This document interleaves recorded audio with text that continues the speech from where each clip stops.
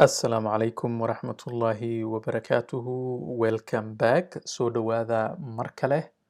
Maanta waxaan idin hayaa types of adverbs, noocyada falkaabyada iyo adverbyada. Waxaa jira 5 nooc oo ugu muhiimsan adverb ah. Nooca ugu horeeya waxaa la yiraahdaa adverb of frequency. Waa adverbka oo noo sheega sida isdaba jooga ah ama si inta jeer oo uu markaasi uu soo noqnoqdo wax.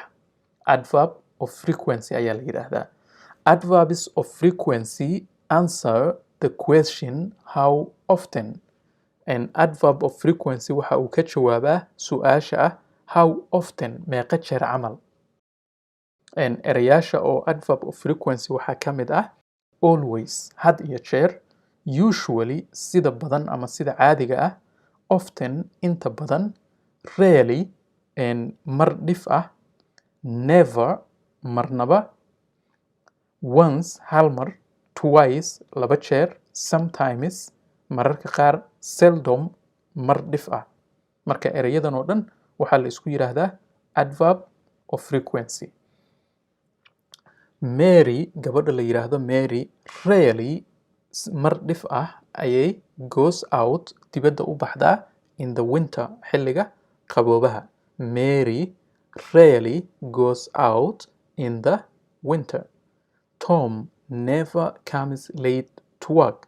Tom abidkiis ma yimaado shaqada isaga oo daahsan. Tom never comes late to work. Layla always works hard. Layla always works hard. Layla had iyo jeer si aad ah ayay u shaqaysaa. Jumladan laba adverb ama laba falkaab ayaa ku jira, midkan hoosta ka xariiqan oo always iyo kaas u dambeeya oo ah had. Labadaba waa falkaabyo. I seldom study. Marmar dhif ah ayaan wax akhriyaa.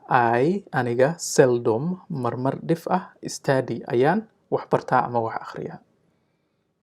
Cashirkii maanta intaasa inoo joogo. Inta aynu ku kulmi doono cashir kan la mid ah waxaan idinkaga tegayaa. Wassalaamu calaykum waraxmatullaahi wabarakaatu.